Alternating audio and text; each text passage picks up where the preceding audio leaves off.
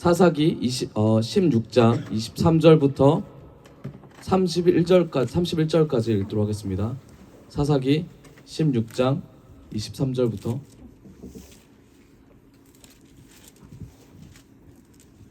읽도록 하겠습니다. 제가 먼저 읽도록 하겠습니다. 에코 좀 빼주세요.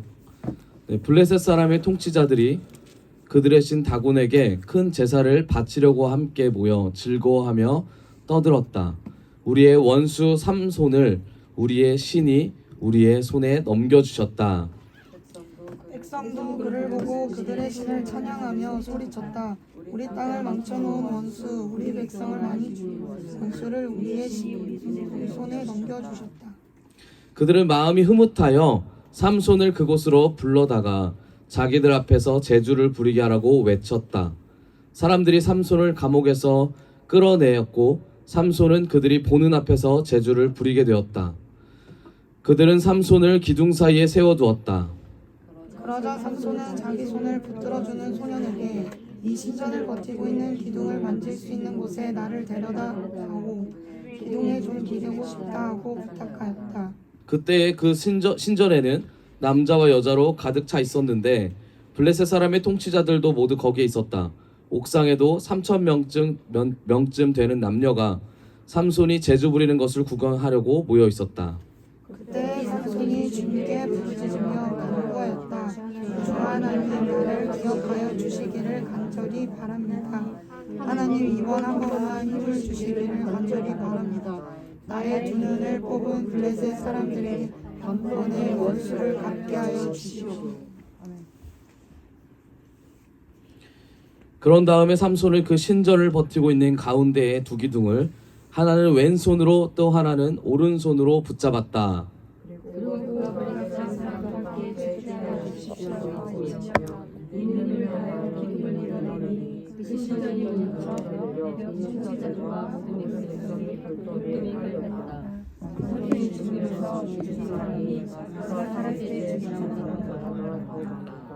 같이 읽겠습니다. 시작. 그의 형제들과 아버지의 집안 온 친족이 내려와서 그의 주검을 가지고 돌아가서 소라와 에스타올 사이에 있는 그의 아버지 마누아의 무덤에 묻었다.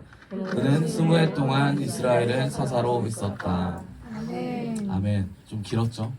네, 긴 말씀이지만 같이 읽을 필요가 있어서 같이 읽었습니다.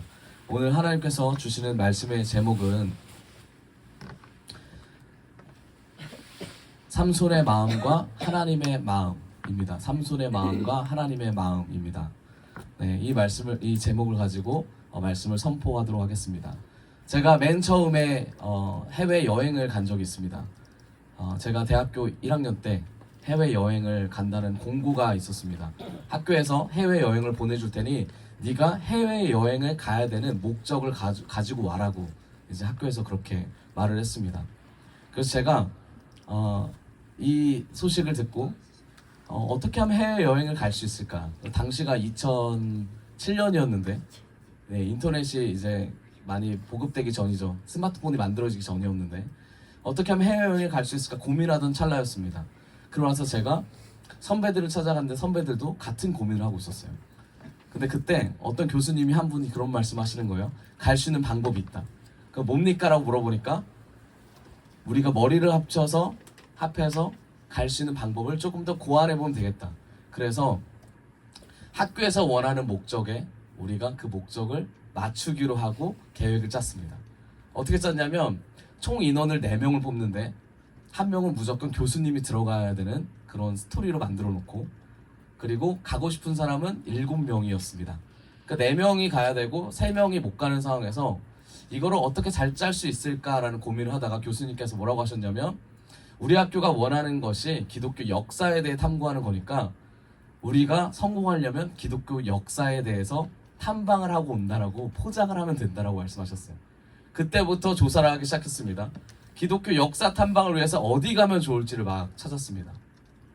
미국을 선택했습니다. 근데 이미 미국은 모든 사람들이 가고 싶은 나라였기 때문에 되지 않을 거라 생각했어요. 그렇게 하다가 이제 유럽을 선택했습니다. 그리고 스페인을 선택했습니다. 스페인에 그때 처음으로 들었던 곳이 어떤 곳이었냐면 이제 산티아고 길이라는 곳이었습니다. 예수님의 제자 중에 야고보라는 그 제자가 순교를 당하고 나서 야고보의 제자들이 한 300km 정도 되는 그 길을 그 유고를 들고 걸었다 해서 이제 스페인의 산티아고 길이 이제 유래가 됐는데, 그곳을 걸으면서 기독교 역사를 조금 우리가 배워봐야겠다라고 우리 목적을 세워서 학교에 지원을 했습니다. 1차 서류가 아주 가볍게 통과가 됐습니다. 기분이 좋았어요. 통과가 되자마자 어떤 일이 일어났냐면, 저희가 4명이었잖아요, 교수님까지. 근데 학교에서 돈을 대주는데 비행기표만 대주는 거예요. 당시에 1인당 비행기표가 80만 원 정도였는데 80만 원씩 대준다고 학교에서 얘기가 나오자마자 나머지 도와줬던 3명이 들고 일어나기 시작했습니다. 우리가 거기에 이름을 안 올린 건 너희가 나를 도와줄 거라고 생각했기 때문에, 나머지 4명이 3명을 도와줄 거라고 생각했기 때문에 이름을 안 올리고 도와준 거지, 우리가 그냥 도와준 거 아니다 라고 우리를 반박하기 시작했습니다. 저는 당시에 제가 어떤 행동을 해야 될지 몰랐습니다. 그래가지고 그냥 지켜보고 있는 과정 가운데 저보다 나이 많았던 선배들과 교수님이 뭐라고 하셨냐면, 우리가 받는 돈에서 나누자라고 말을 했어요. 제 마음이 어땠을까요? 굉장히 마음이 힘들었습니다. 제가 그때 돈이 없었는데, 돈이 없는 과정에서 해외여행을 간다라는 그 기쁨을 품고 있는데 그 돈을 나눈다고 하니까 얼마나 마음이 힘들어요. 그런데 그 돈을 나누지 않으면 가지 못한다라고 또 말을 하니까 더 힘들었습니다. 근데 조건을 걸었습니다. 돈을 나눠줄 테니 우리가 그 여행을 마칠 때까지 당신들도 모든 일정을 우리와 같이 짤 수 있도록 머리를 맞대어 주십시오. 그래서 머리를 맞댔습니다. 그러면서 4명이 출발하고 3명이 나중에 출발하게 됐습니다. 제가 80만 원을 받았지만 80만 원에서 절반을 그들에게 나눠줬어요. 40만 원이었잖아요. 40만 원으로 비행표를 살 수 없으니까 그때부터 하나님께 간구하기 시작했습니다. 하나님이 재정을 채워주셔가지고 또 학교에서 장학금을 받아서 이제 가게 됐어요.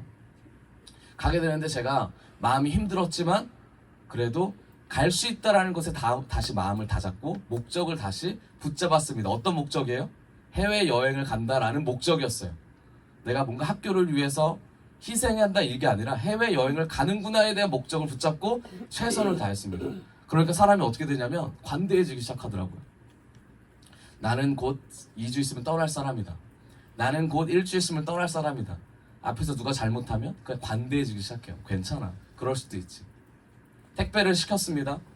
좀 신발을 시켰는데 택배가 안 왔어요. 2개를 시켰는데, 슬리퍼를 시켰는데 하나는 오고 하나는 안 왔어요. 근데 내일 모레 떠나야 되는데 반납하고 다시 받기가 애매한 시간이었습니다. 제 마음이 어땠을까요? 초조한 것보다 관대하기 시작했습니다. 괜찮아. 가서 사면 되지. 괜찮아. 제 마음이 그랬어요. 제 목적은 어디 있어요? 지금 여행 가는 데에 있다라는 거예요. 그리고 여행을 갔어요. 사람들의 목적도 마찬가지였어요. 꽁돈으로 뭔가 여행을 간다고 생각했어요. 갔습니다. 가고 하루가 지났어요. 이틀이 지났어요. 3일이 지났어요. 점점 이 목적이 퇴색되어지기 시작하는 거예요. 처음에 갔을 때 제가 카메라를 들고 왔는데 DSLR 카메라를 들고 갔어요. 들고 가기 전에 교수님이 이런 말 하는 거예요. 너 갔다 와서 전시하면 되겠다. 그래서 되게 좋았습니다. DSLR 카메라를 한 손에 들고 무거운 걸 들고, 그리고 와서 하루에 6시간씩 새벽 6시부터 12시까지 매일 걸었어요. 손이 떨어져 나갈 것 같고 어깨가 떨어져 나갈 것 같고 몸이 너무 힘든데 그 누구도 카메라를 들어주겠다라는 말을 하는 사람이었고, 모두 다 카메라 앞에서 처음에는 사진을 찍고 그 다음에 사진을 찍히는 것조차 싫어했어요. 제 마음이 어땠을까요? 점점 저 사람들에 대해서 미운 마음이 올라오기 시작하는 거예요. 교수님이 먼저 가면 뒤에서 저게 교수야 생각하고, 앞에서 선배가 먼저 가면 뒤에서 말합니다. 저게 선배야 가고, 일석전사님 같이 갔는데 일석전사님 뒤에서 늦게 오면 뭐라 그래요? 왜 이렇게 늦게 와? 얘기를 하고, 마음이 점점 어떻게 돼요? 마음이 점점 제 중심으로 변해가기 시작한 거예요. 저희 자아가 끝까지 막 올라오기 시작한 거예요. 근데 몰랐습니다. 이게 자아가 올라오는지.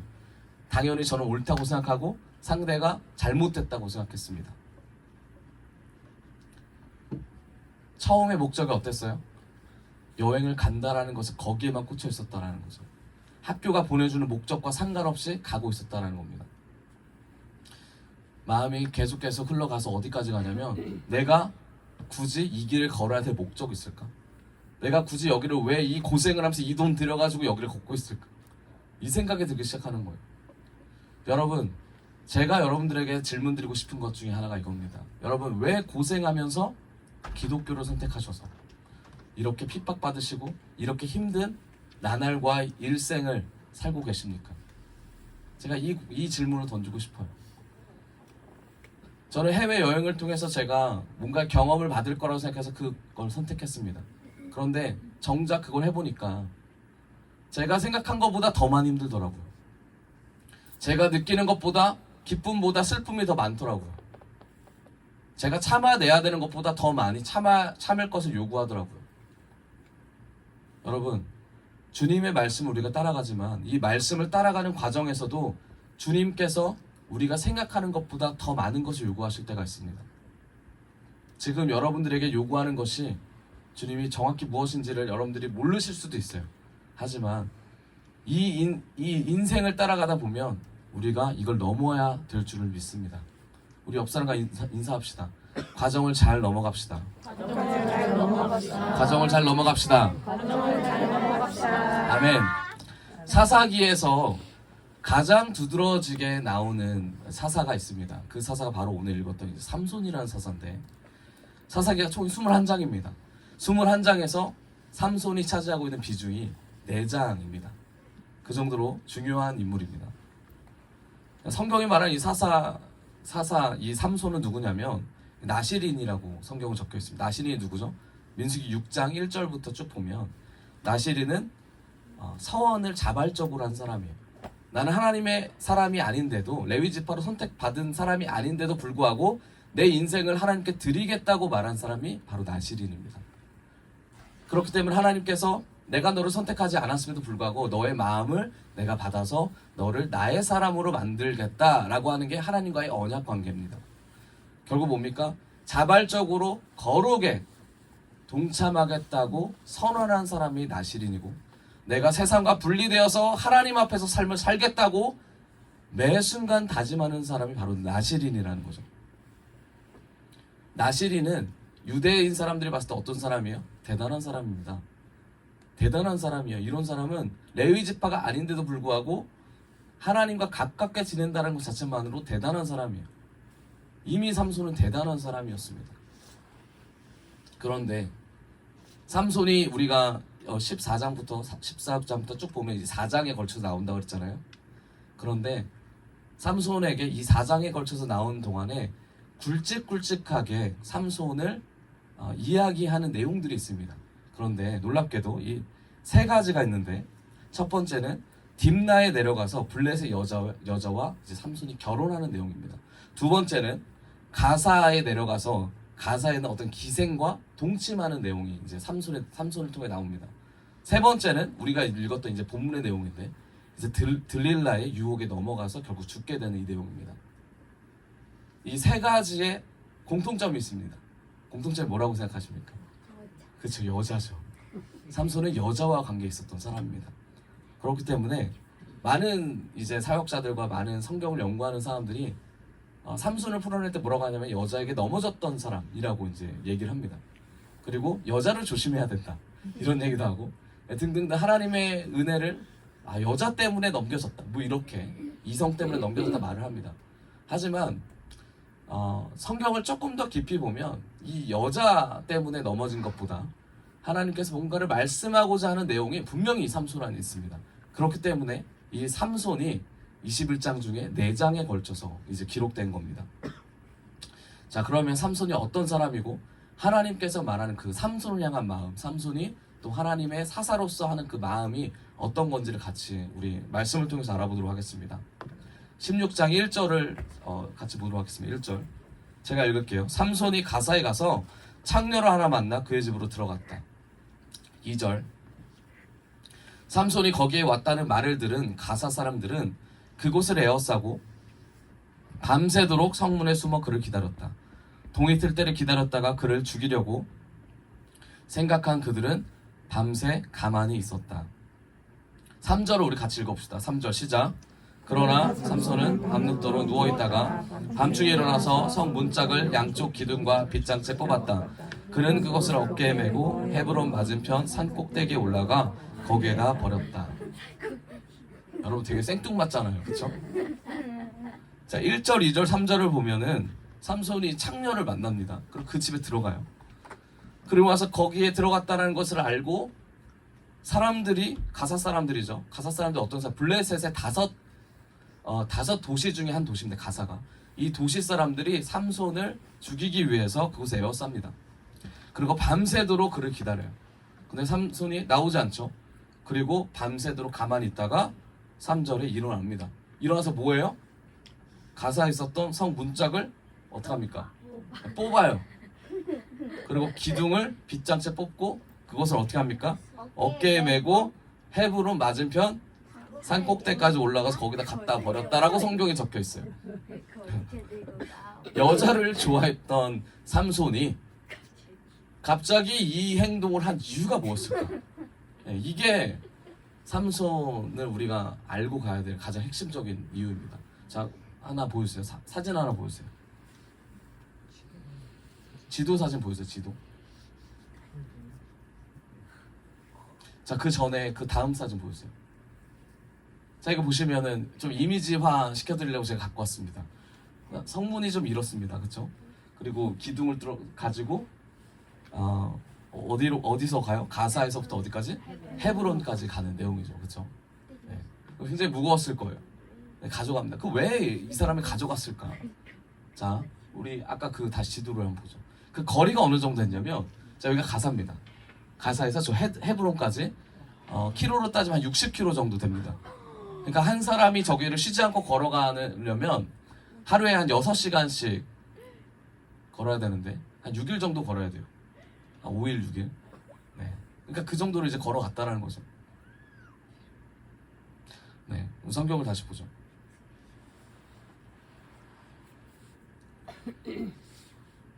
네. 자, 삼손은 우선 말씀드렸습니다. 삼손은 어떤 사람입니까? 지금 헤브론까지 이걸 메고 간 사람이에요. 자, 그런데 성경에 보면 4절부터 21절까지 보면 이제 들릴라라는 사람이 나옵니다. 들릴라. 자, 들릴라. 아주 이쁘장했다고 그래요. 그래서 삼손이 들릴라를 사랑합니다. 4절에 보면 사랑하는데 사랑하는 그 사람인데 제가 읽어보겠습니다. 자, 그 뒤에 삼손은 소래 골짜기에 사는 어떤 여자를 사랑하게 되었는데 그의 이름은 들릴라였다. 5절 블레셋 사람의 통치자들이 그 여자를 찾아와서 말하였다. 당신은 그를 깨어 그의 엄청난 힘이 어디에서 나오는지 그리고 우리가 어떻게 하면 그를 잡아 묶어서 꼼짝 못하게 할 수 있는지 알아내시오. 그러면 우리가 각각 당신에게 은 1100세겔씩 주겠소. 삼손이 한 여자를 사랑하는데 그 사람의 이름은 들릴라였습니다. 그 사람이 들릴라인데 들릴라는 우리가 방금 읽었던 앞에 삼손이 들어갔던 기생이 아닙니다. 다른 사람이에요. 들릴라에게 이제 사랑을 이제 느끼게 돼서 이 사람을 사랑하게 됩니다. 근데 들릴라가 삼손이 자기를 사랑하는 걸 알게 됐어요. 그리고 삼손이 사랑하는 거를 또 누가 알았냐면 그 주변에 있었던 삼손을 죽이고자 하는 사람들도 삼손이 사랑한다는 걸 알게 됐습니다. 그래서 들릴라에게 돈을 주고 내가 삼손을 죽일 테니까 어떻게 죽일 수 있는지 방법을 알려달라고 들릴라를 꼬드깁니다. 얼마를 주고 꼬드깁니까? 은 1100세겔씩입니다. 근데 각각이에요. 이때 블레셋의 소도시가 5개였습니다. 이 5개마다 한 족속마다 1100씩 은을 준다는 거예요. 그럼 총 몇 개입니까? 5500이죠. 이거를 제가 찾아보니까 한 50억 정도 되더라고요. 네. 50억을 받은다면 여러분 어떻게 생각하십니까? 어떠세요? 여러분들을 사랑하는, 여기 자매분이 많으시니까 여러분들을 사랑하는 한 남자가 있습니다. 그 남자를 죽이는 데에 어떤 사람들이 와가지고 50억을 준대요. 이유는 따져 묻지 말고 50억을 준대요. 근데 네가 직접 죽이지 않고 내가 죽여줄 테니까 넌 방법만 알려줘라고 하면 여러분 어떻게 하시겠습니까? 사랑을 선택하는 동심이 있군요. 네, 어떠시겠습니까? 네, 그렇죠. 우리는 많은 선택을 하게 됩니다. 60억을 달라고 할 수도 있고 70억을 달라고 할 수도 있고 네, 등등등 네, 딜을 할 수 있잖아요, 그렇죠? 네, 할 수 있는데 그렇죠. 50억에 이제 들릴라는 한 번에 그냥 오케이를 하시면 오케이. 네, 그런데 여러분 생각해 보세요. 삼손이 여자를 좋아했다라고 성경을 우리가 성경을 통해서 알 수 있는데 이 들릴라를 좋아하는 게 삼손의 죄입니까? 내도 있고 아니도 있고 우리 마음속으로 한번 생각해 봅시다. 삼손을 좋아하는 게 진짜 죄인가? 삼손이 이 여자를 좋아하는 게 죄인가? 자, 이 여자가 누구냐면 아까 말씀드린 이 여자는 블레셋 사람이 아닙니다. 이 여자는 블레셋 사람이 아니야. 들릴라라는 이름 자체가 사실 히브리 사람의 이름이에요. 그리고 이 지역이 어떤 지역이었냐면 이제 블레셋과 이스라엘의 경계 지역이었습니다. 그렇기 때문에 이 사람이 블레셋인이 아니다라는 여러 가지 이제 증거들이 있고, 그러면 우리가 생각해 봅시다. 삼손이 건장한 유대인 청년이었습니다. 그렇죠? 그리고 와서 이 건장한 유대인 청년이 한눈에 사랑에 빠졌어요. 그럼 그 사랑을 사랑하는 게 죄예요? 죄는 아니잖아요. 맞잖아요. 죄는 아니잖아요. 그런데 우리는 이걸 죄라고 생각하고 다가간다는 거죠. 왜요? 하나님의 일을 하지 않았기 때문에. 여자를 너무나 신경 써서 하나님의 일을 하지 않았기 때문에 삼손은 죄인이다라고 생각해요. 그런 사람들이 많습니다. 자, 근데 흐름을 잘 봅시다. 삼손을 사랑했던 그 여자가 사람들에게 유혹을 받습니다. 50억이라는 돈을 받으려고 해요. 그래서 삼손에게 물어봅니다. 여러분, 이게 잘못된 걸까요? 잘못된 거죠. 그렇죠? 잘못된 거예요. 왜요? 사랑과 돈을 바꿨으니까. 그렇죠? 이 사람의 마음과 돈을 바꿨으니까. 그런데 우리 생각해 봅시다. 우리는 그런 적 없을까요? 우리는 그런 적 없어요? 네, 그렇죠. 있습니다. 되게 많아요. 그렇죠? 사소한 것에서도 우리는 마음보다 세상의 것을 쫓아갈 때가 많아요. 좀 쉽게 얘기하면 뭐죠? 우리 부모님께서 우리에게 사랑을 주면서 혼냅니다. 그렇죠? 화를 또 내시고 여러 가지 하세요. 근데 그게 훈계죠. 훈계. 우리를 잘 갈 수 있도록 훈계입니다. 그런데 우리는 그 마음을 받는 것보다 뭘 선택합니까? 세상을 선택하죠. 친구를 더 선택합니다. 가서 뭐라 그래요? 우리 엄마가 그랬대, 우리 아빠가 그랬대라고 하면서 부모님 욕을 서로 하죠. 그렇죠? 우리 마음속에 다 있다라는 거예요. 그러니까 들릴라에게 있는 이 마음이 우리한테도 있는 거예요. 우리한테도 있어요. 그런데 우리는 들릴라만 잘못됐다고 생각합니다. 근데 들릴라는 근데 제가 봤을 때 정말 나쁜 여자예요. 정말 나쁜 사람입니다. 정말 나쁜 여자예요. 돈 때문에 사실 사랑을 판 거니까 나쁜 여자입니다. 그런데 신약에 가면 똑같은 사람이 있어요. 누구죠? 돈 때문에 누굴 팔았죠? 예수님을 팔았던 유다죠. 들릴라는 삼손은 들릴라를 향해서 마음을 표현하고 들릴라는 삼손을 향해서 자신의 돈을 생각하기 시작합니다. 가룟 유다도 마찬가지였어요. 예수님을 향해서 뭘 생각했어요? 돈을 생각했어요. 그렇기 때문에 예수를 팔아 넘겼습니다. 결국 예수의 마음이 무엇인지를 정확히 알았던 가룟 유다는 괴로워서 자살을 하게 되죠. 삼손을 만났던 들릴라도 마찬가지입니다. 처음엔 돈을 선택하고 계속해서 돈을 선택합니다. 7절을 봅시다. 7절. 들릴라가 물어봐요. 삼손, 당신의 힘은 어디서 옵니까? 물어봅니다. 그러니까 뭘 위해서 물어봐요? 돈을 받기 위해서 물어봐요. 7절에 삼손이 그에게 말해줘요. 마르지 않는 푸른 칠 7맵기로 나를 묶으면 내가 힘이 빠져서 여는 사람처럼 되지 라고 이제 말을 합니다. 삼손이 이 말을 하고 나서 8절에 그리하여 블레셋 사람의 통치자들이 마르지 않는 푸른 칩 7맵기를 그 여자에게 가져다 줬고, 조달하는 거예요. 이 여자가 임무를 수행할 수 있도록 조달합니다. 그리고 그 여자는 그것으로 삼손을 묶어요. 9절 미리 옆방에 사람들을 숨겨놓고, 치밀하죠. 숨겨놓고 어떻게 합니까? 이따가 그에게 삼손 블레셋 사람들이 당신에게 들이닥쳤어요 하고 소리쳐요. 그러나 삼손은 그 밧줄을 불에 탄 삼오라기를 끊듯이 끊어버립니다. 힘이 사라졌어요? 안 사라졌어요? 안 사라졌어요. 그의 힘의 비밀은 여전히 알려지지 않았다라고 이제 성경을 기록하고 있습니다. 들릴라의 마음이 어땠을까요? 짜증나죠, 그렇죠? 얘가 나한테 거짓말을 해? 날 사랑한다며. 이거 사람들이 굉장히 재밌는 얘기예요. 날 사랑한다며 끝까지 사랑해야지 하는 마음을 풀면서 나는 그를 사랑하지 않아요. 왜요? 이용해야 되니까. 그리고 말합니다. 그러자 10절에 들릴라가 삼손에게 다시 말해요. 두 번째 질문을 던집니다. 이것 봐요. 당신은 나를 놀렸어요. 거짓말까지 했어요. 무엇으로 당신을 묶어야 꼼짝 못하는지 말해주세요. 11절 삼손이 그에게 말하였다. 한 번도 쓰지 않은 새 밧줄로 나를 꽁꽁 묶으면 내가 힘이 빠져서 여는 사람처럼 되지. 두 번째 방법을 선택합니다. 그런데 됩니까? 안 되죠. 안 됩니다. 또 마찬가지예요. 옆에 사람도 숨겨놓고 소리를 칩니다. 삼손 얘기를 합니다. 일어났는데 어떻게 일어나요? 그냥 끊고 일어나죠. 13절 들릴라가 삼손에게 말해요. 당신은 여전히 나를 놀리고 있어요. 그래서 뒤 후반절을 보겠습니다. 삼손이 그에게 말하였다. 내 머리칼 7가닥을 배틀 날씬에 섞어 짜면 되지. 정확히 이게 무슨 말인지는 정확히 잘 모르겠어요. 아무튼 이렇게 하면 된대요. 그래서 14절에 그 여자는 그것을 말뚝에 꽉 잡아매고 그에게 삼손 블레셋 사람들이 당신에게 들이닥쳤어요 하고 소리쳤다. 그런데도 안 됐죠. 그래서 15절에 들릴라가 말을 합니다. 뭐라고 그래요? 당신은 마음을 내게 털어놓지도 않으면서 어떻게 나를 사랑한다고 말할 수가 있어요? 이렇게 말을 해요. 이렇게 3번씩이나 당신은 나를 놀렸고 그 엄청난 힘이 어디서 나오는지 아직 나에게 말해주지 않았어요. 16절 들릴라가 같은 말로 날마다 끈질기게 졸라댑니다. 삼손은 마음이 어떻대요? 괴로워서 죽을 지경이 되었다. 17절에 하는 수 없이 삼손은 그에게 속마음을 다 털어놓으면서 말하였다. 나의 머리는 면도칼을 대어본 적이 없는데 이것은 내가 모태에서부터 하나님께 바쳐진 나실 사람이기 때문이요. 내 머리털을 깎으면 나는 힘이 잃고 약해져서 여는 사람처럼 될 것이요 라고 삼손이 이제 말을 합니다.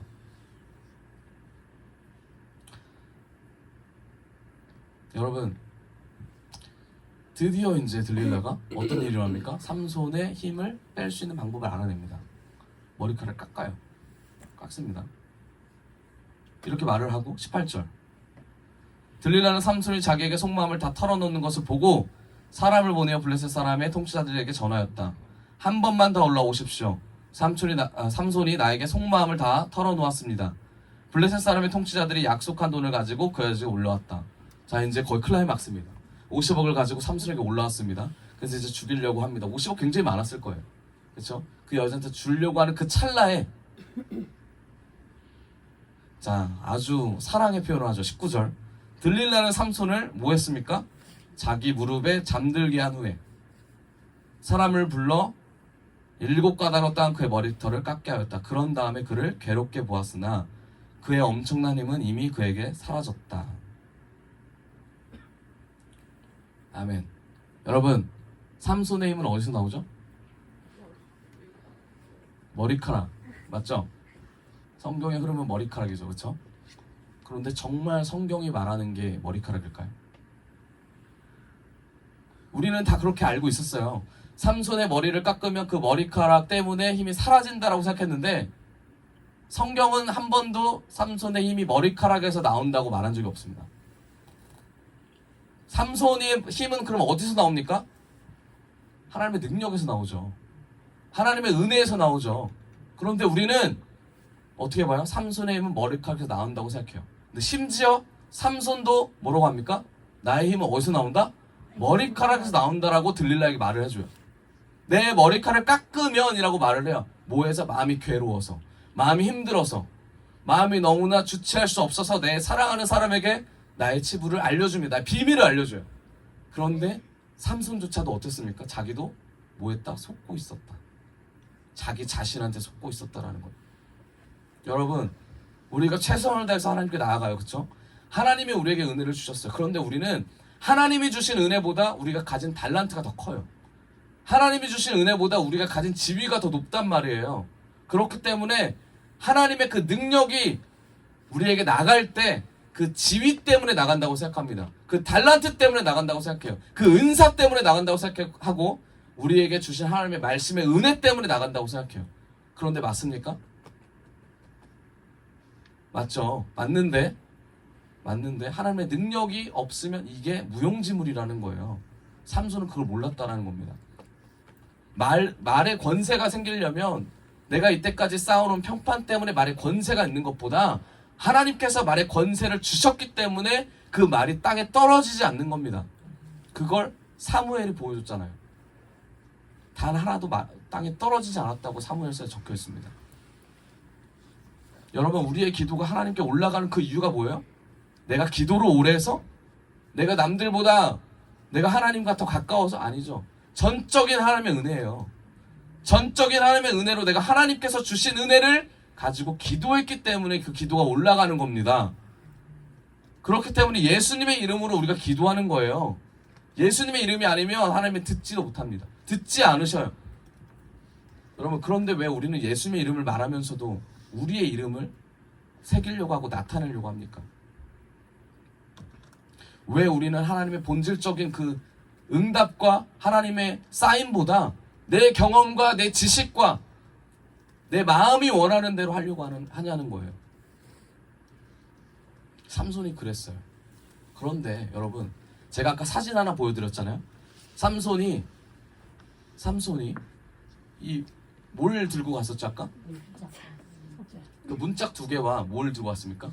기둥 하나를 들고 갔어요. 이거 왜 들고 갔어요? 아직 이게 해결이 안 됐어요. 왜 들고 갔을까? 자기 힘을 자랑하려고 데리고 갔을까요? 그거를? 그쵸? 우리는 그렇게 생각할 수 있어요. 그런데 잘 생각해 보세요.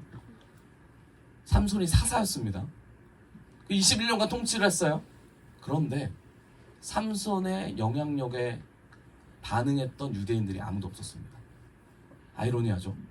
삼손이 힘이 넘쳐났어요. 나귀뼈로 1000명씩 죽였어요. 3000명씩 죽였습니다. 나귀 그 턱뼈로 3000명씩 죽이고 막 30명씩 죽이고 막 심심하면 죽이고 그랬어요. 블레셋 사람들 막 죽였어요. 하나님의 이름으로. 그럼 당연히 유다 사람들이 와 최고다 막 그래야 되잖아. 근데 안 그랬다는 거예요. 왜 그랬을까요? 그 이유는 하나입니다. 그들에게 하나님의 능력이 전해지지 않았기 때문이죠. 그럼 뭐예요? 하나님의 능력보다 자기 능력이 더 우선시되는 시대였기 때문입니다. 지금의 세대와 다를 바가 없어요. 삼손의 시대, 이 사사의 시대가 지금의 세대와 다를 게 없다라는 거예요. 돈이 만능이고 경험이 만능이고 내 생각과 내 지식이 만능인 이 물질 만능주의 사상에서 이 삼손과 이 시대와 다를 바가 없다라는 거예요. 그런데 삼손은 그들에게 뭔가 보여줘야 돼요. 뭘 보여줘요? 내가 하나님의 사사라는 걸 보여줘야 됐다는 거예요. 그렇기 때문에 이걸 들고 헤브론까지 갑니다. 헤브론까지 가요. 헤브론까지 가는데 이게 그러면은 뭐냐 이거죠. 문짝이 뭐냐? 뭐길래 저 무거운 걸 들고 가냐? 그냥 하나만 들고 가면 되는데 왜 들고 가냐? 저게 블레셋을 상징한다는 거예요. 가사를 대표했던 가장 웅장한 성벽의 문이었다라는 거죠. 그럼 블레셋이 저걸 보고 어떻게 생각합니까? 저걸 막고 싶어도 막지 못하는 거예요. 힘이 없으니까. 너무 짜증나는 거예요. 근데 마음속에 어때요? 굉장히 힘든 마음을 가지고 삼손을 어떻게 하면 죽일까라는 생각을 계속 갖고 있는 거죠. 그런데 유다 백성들은 이런 삼손의 마음을 알아요? 몰라요? 몰라요. 모른단 말이죠. 삼손은 자기가 이걸 짊어지고 가면서 마음속에 계속해서 생각했을 거예요. 어떤 생각을 했을까요? 여러분, 짊어지고 가서 헤브론 땅에 이걸 던졌을 때 어떤 반응이 일어나야 돼요? 사람들이 몰려와서 어때요? 야, 우리도 드디어 뭔가를 할 수 있겠구나. 우리도 뭔가를 할 수 있겠구나. 근데 아무도 찾아온 사람이 없습니다. 아무도 관심 있는 사람이 없다라는 거예요. 기도에 불씨가 펴졌어도 그 불씨가 켜졌다는 거에 관심 있는 사람이 없다라는 거예요. 말씀이 선포돼도 이 말씀이 생명 있게 살아있게 움직여도 나랑 상관없는 말씀이라는 거예요. 왜요? 내가 그런 삶을 안 사니까. 전혀 상관없는 삶을 사니까. 이 시대가 그랬다는 거예요. 지금 시대도 마찬가지죠. 여러분, 지금 수많은 성적으로 지금 난무합니다. 그렇죠? 지금 세대가 굉장히 난무해요. 그리고 지금 마약도 장난 아니죠. 오늘 뉴스 보니까 한 사람이 초범인데 마약을 400몇십 개를 유통을 시켰다고 하더라고요.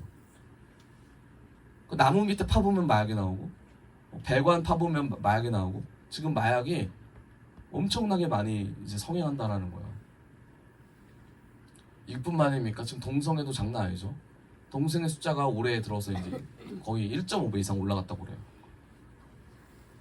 동성애를 옹호하는, 좋아하는 드라마, 영화, 그 밖에 세계관적으로 우리에게 교육을 많이 시키죠. 그쵸? 여러분, 지금 세상이 이래요. 세상이 이렇단 말이죠. 그런데 이게 잘못됐다고 그 누가 지금 일어나서 말을 합니까? 많지 않아요. 많지 않습니다. 이게 잘못됐다고 이 아이들이 배워가는 이게 우리를 파멸시킨다고 이걸 누가 말해요? 많지 않아요. 많지 않아요. 그게 우리 자녀들이 될 수도 있습니다. 그게 우리 가족들이 될 수도 있어요. 그런데 전혀 거기에 반응하지 않아요. 왜요? 난 안 그러니까. 이게 가장 크잖아요. 난 안 그러니까. 여러분, 그리스도의 마음이 어떤 마음입니까? 난 안 그러니까 그냥 내버려두는 그런 마음이 그리스도의 마음이에요? 아니에요. 난 안 그래도 저 사람을 바라보면, 저 영혼을 바라보면서, 저 가정을 바라보면서, 아, 저 가정이 얼마나 힘들까, 우리나라가 얼마나 괴로워지고 힘들어질까, 그래서 기도하는 거예요. 그래서 주님 앞에 나아가는 겁니다. 그렇지 않으면 우리가 당시 사사시대 때 유대 백성과 뭐가 다릅니까? 하나님을 유대 백성들이 알았습니다. 삼손이 사사라는 것도 알았어요. 그런데 그들이 반응을 안 했다는 거죠. 우리 옆 사람과 인사합시다. 하나님의 말씀에 반응합시다. 하나님의 말씀에 반응합시다. 아멘. 아멘. 하나님의 말씀에 반응하는 인생이 되길 원합니다. 여러분, 삼손에게 그럼 하나님께서 왜 힘을 주셨을까요? 왜 이렇게 척박하고 왜 이렇게 아무것도 안 되는 그런 상황에서 왜 삼손에게 힘을 주셨을까요? 이게 우리가 던져봐야 될 질문이에요.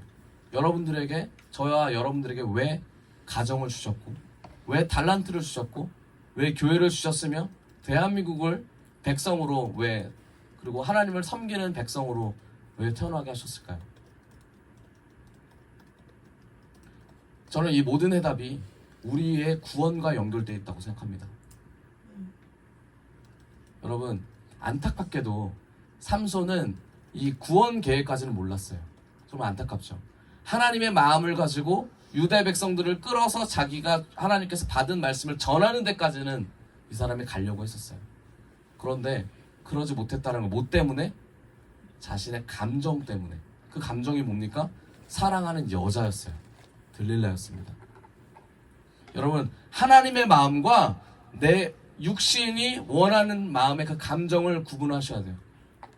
정확히 그게 무엇인지를 우리가 알아야 됩니다. 그게 우리의 뭐가 됩니까? 약점이 될 수 있다는 거예요. 근데 바꿔 말하면 그 약점 알면 그게 뭐가 돼요? 강점이 되는 거예요. 강점이 되는 거예요. 그걸 몰랐습니다.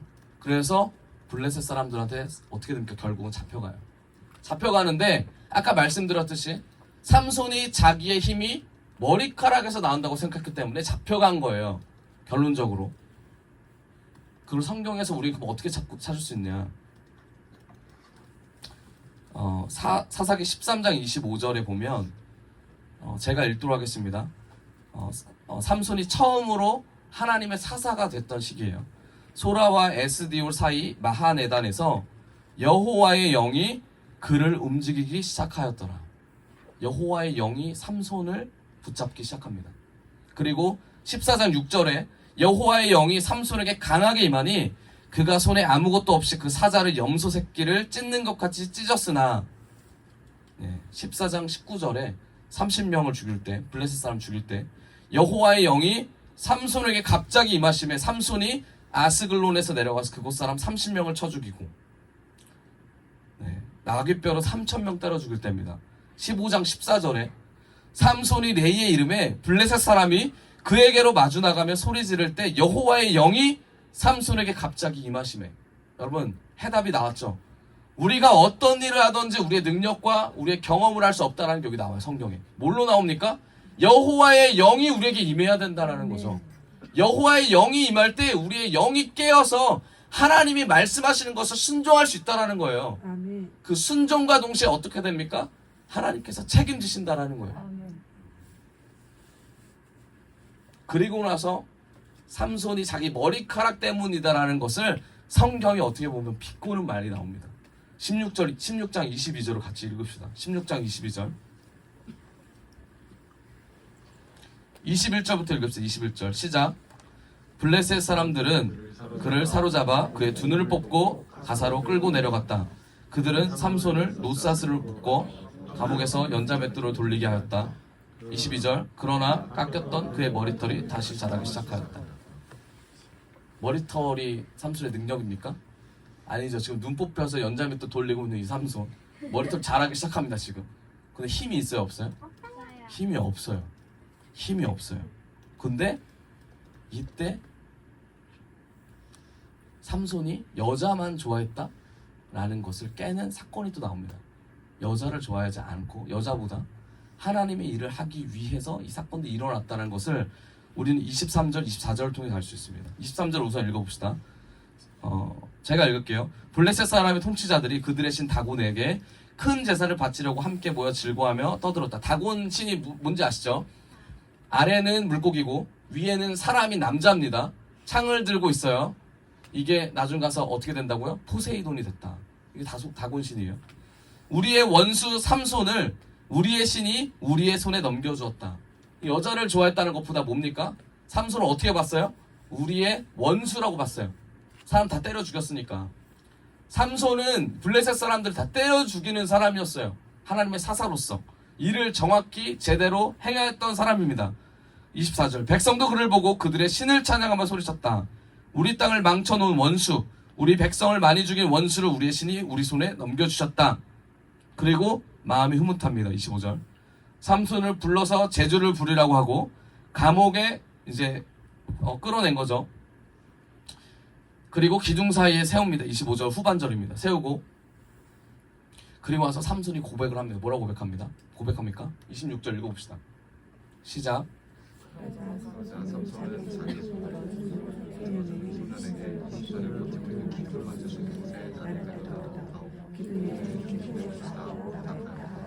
그리고 나서 27절에 그때 그 신전에는 남자와 여자로 가득 차 있었는데 블레셋 사람의 통치자들도 모두 거기에 있었다. 옥상에는 3,000명쯤 되는 남녀가 삼손이 제주 부리는 것을 구경하려고 모여 있었다. 28절 그때에 삼손이 주님께 부르짖으며 간구하였다. 주 하나님 나를 기억하여 주시기를 간절히 바랍니다. 하나님 이번 한 번만 힘을 주시기를 간절히 바랍니다. 라고 삼손이 고백합니다. 그리고 하나님께서 어떻게 하시죠? 힘을 주시고 기둥을 무너뜨려서 3,000명 위아래에 있던 사람들을 무너뜨려 다 죽였어요. 그리고 나서 스토리가 이어집니다. 여러분, 삼손이 역사적으로 봤을 때 쭉 우리가 역사를 끌고 갔습니다. 그리고 나서 결국 어떻게 죽었어요? 처참히 죽었어요. 그쵸? 마지막에 하나님께 고백을 합니다. 나에게 힘을 달라고 고백을 합니다. 하나님을 찾는 신앙인으로서 맨 마지막을 장식한 거죠. 그런데 우리가 이거 보면서 어때요? 마음이 통쾌합니까? 아니죠. 마지막에 다 죽이고 누가 살아남았어야 돼요? 삼손이 남았어야죠. 삼손 죽었잖아요. 그쵸? 삼손 죽었어요. 그럼 삼손 왜 죽었을까? 하나님의 삼손 왜 죽였을까? 이게 우리가 계속 질문을 던져야 되는 거예요. 말씀을 읽으면서 도대체 삼손은 뭐 했길래 여기서 생을 마쳤을까? 여러분, 삼손에 했던 이 고백이 있습니다. 이 고백, 이게 되게 중요해요. 하나님께서 삼손을 사사로 세우셨습니다. 그리고 하나님의 백성들을 이끌게 삼손을 쓰셨어요. 그런데 유다 백성들이 그렇게 삼손을 따라가지 못했습니다. 그런데 그 이유가 뭐였냐면 삼손도 부족한 사람이었기 때문이에요. 유다 백성들을 이끌 만큼의 삼손도 부족했던 사람이었기 때문에 마지막에 하나님을 불렀지만 삼손의 죽음은 결국은 하나님을 위한 죽음이 아니라 누굴 위한 죽음이었어요? 자기를 위한 죽음이었어요. 왜냐하면 이 사람들이 삼손을 통하여 자기 신을 높였지만, 삼손을 바라보며 자기 신을 높였지만 삼손을 그냥 비아냥거리기 시작했어요. 삼손의 마음이 어땠을까요? 내가 쟤네들을 죽여야겠다. 내가 쟤네들 가만두면 안 되겠다. 하나님의 마음과 삼손 자기의 감정의 마음이 두 가지가 같이 올라오기 시작합니다.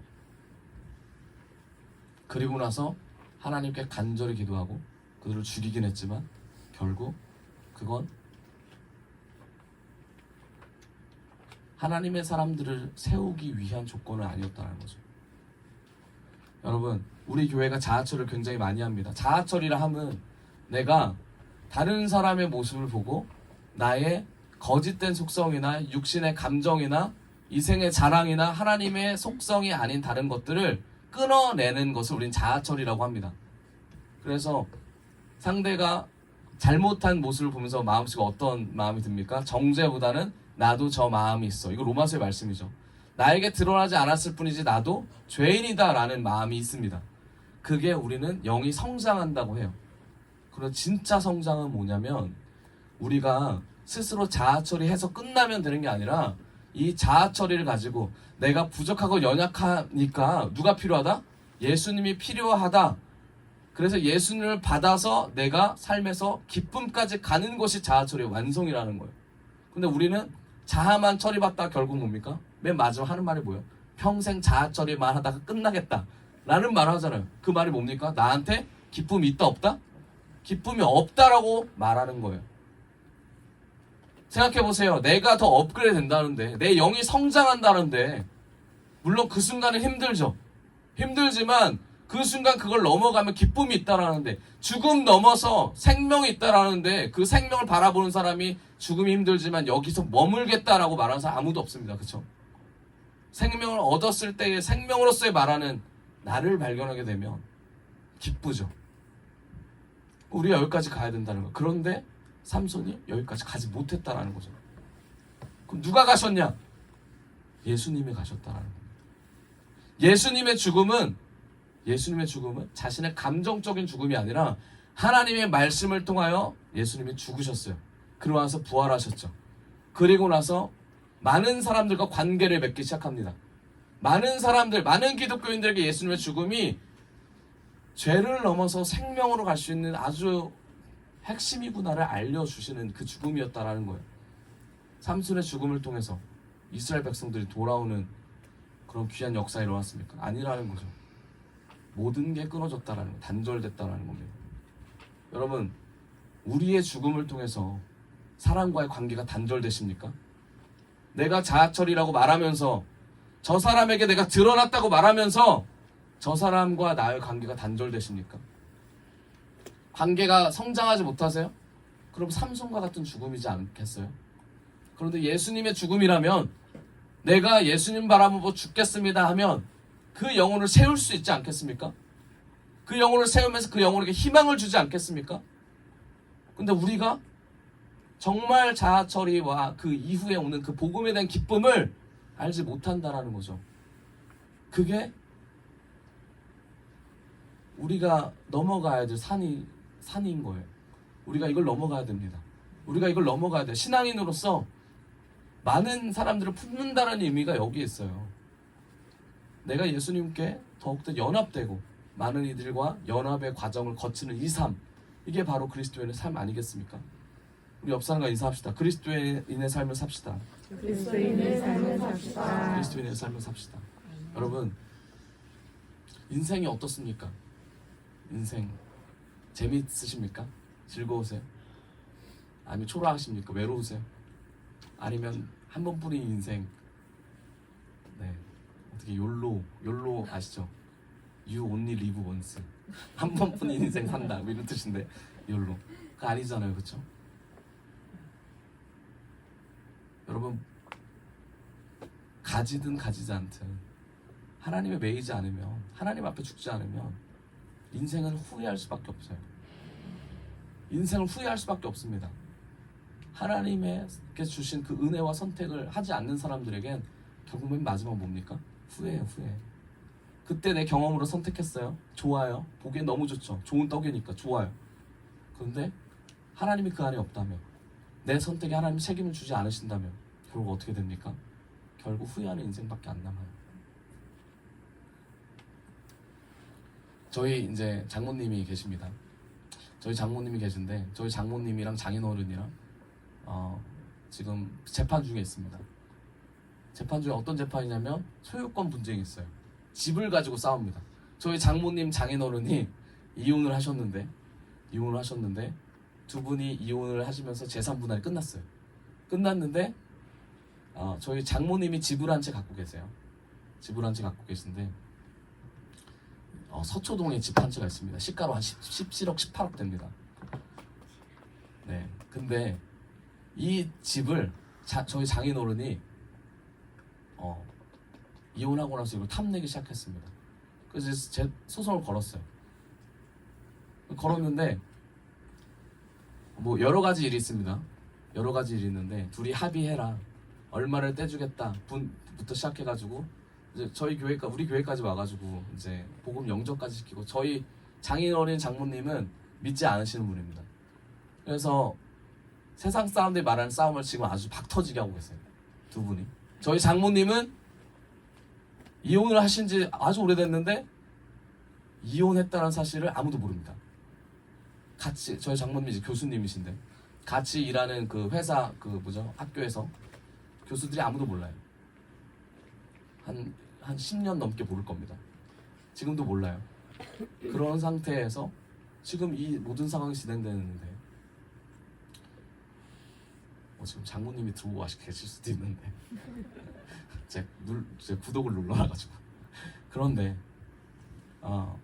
여러분 장모님이 다 이긴다고 생각해서 다 이긴다고 내가 다 이긴다 그러면서 뭐라 그래요? 자기 남편 보고 집에 들어와 아무 일 하지 말고 집에 들어와서 그냥 내가 버는 돈 가지고 그냥 남들처럼 살아. 얼마나 자존심 상하는 말이에요, 그렇죠? 몇 번을 그렇게 이제 권유를 합니다. 근데 들어갑니까? 안 들어가요.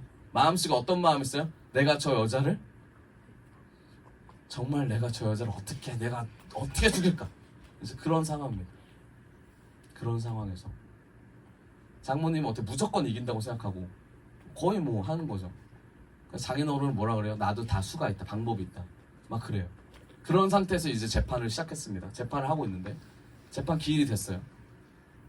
기일이 됐는데 갑자기 그쪽에서 카드를 하나 꺼낸 거예요. 그게 뭐였냐면 이 집이 있잖아요. 이 집을 처음 샀을 때 누가 돈을 냈냐 거예요.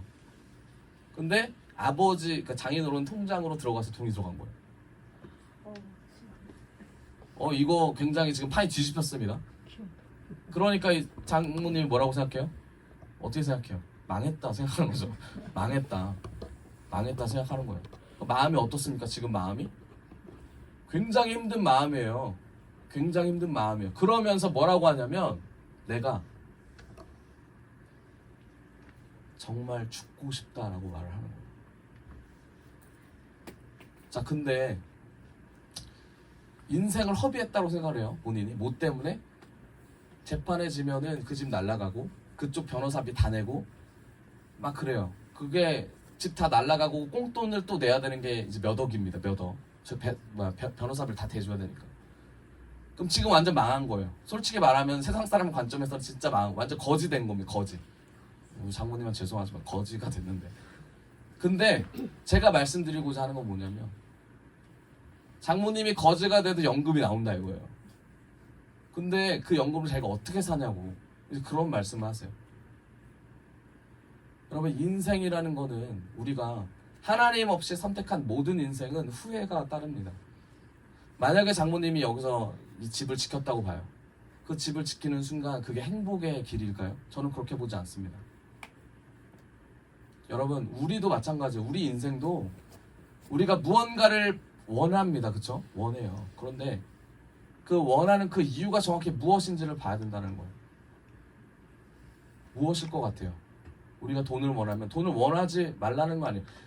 돈을 원할 수는 있어요. 근데 그것보다 주님을 더 섬겨야 된다는 거예요. 두 주인을 섬길 수 없다라고 성경이 말한 것처럼 우리가 돈을 원할 수 있어요. 왜냐하면 하나님이 일하는데 돈은 필요합니다. 물질은 필요해요. 사람 필요합니다. 하나님이 일하는데 사람도 필요해요. 장소도 필요합니다. 하나님이 일하는데 모든 재반사항이 필요해요. 하지만 하나님을 위해서 우리가 구할 수 있어야 돼요. 하나님을 위해서 우리가 그것을 다룰 수 있어야 합니다. 그렇지 않으면 우리 인생이 어떻게 됩니까? 후회로 남을 수밖에 없어요. 그렇지 않으면 우리가 하나님과 연관돼서 삶을 살 수가 없습니다. 여러분, 아까 제가 자아처리 말씀드렸잖아요. 자아처리는 그냥 내 감정만 보고 넘어가는 그 수준이 아니에요. 자아처리는 내가 이 감정을 말씀과 연계해서 이 말씀 안에 살아내느냐가 이 자아처리 시작이에요. 근데 내 감정을 그냥 죽고 내가 거기서 말 안 한다, 함구한다, 그리고 내가 그냥 뭐예요? 이걸 넘어가겠다? 이건 내가 넘어갈 수 있는 분량과 범위가 아니라는 겁니다. 여러분 어떤 말씀을 가지고 오늘 자아처리 하셨어요? 어떤 말씀을 가지고 하나님을 붙잡으셨습니까? 어떤 말씀으로 내 인생, 지금 나에게 주신 이 달란트, 하나님께 매여있는 삶을 어떤 말씀으로 붙잡으면 사시냐는 거예요. 하나님은 우리에게 우리가 하나님의 말씀을 붙잡고 살아가기를 원하십니다. 그렇기 때문에 매 순간 우리는 말씀으로 간구해야 될 줄 믿고 기도로 나아가야 될 줄 믿습니다. 말씀의 결론을 맺겠습니다. 삼손은 삼손은 어떤 사람이었습니까? 하나님의 말씀을 들었던 사람임에도 불구하고 결국 자신의 죽음이 하나님의 말씀하신 그 죽음과 달랐던 사람이죠. 왜냐하면 자신의 죽음으로써 모든 것이 끊어졌기 때문입니다. 여러분, 예수님의 죽음을 생각하면서 그 예수님의 죽음을 받들어 우리가 죽기를 원합니다. 그리고 인생이 허무하고 인생에 아무런 남는 게 없다고 생각하시면 지금부터라도 하나님과의 연합해서 하나님이 원하시는 선택을 해가신다면 우리에게 분명히 주의 말씀의 열매가 맺힐 줄을 믿습니다. 하나님의 말씀을 그 마음을 아는 귀한 우리 글로벌 비전교회 모든 성도님들 됐으면 좋겠습니다. 우리 이 시간 같이 찬양하면서 기도할 텐데요.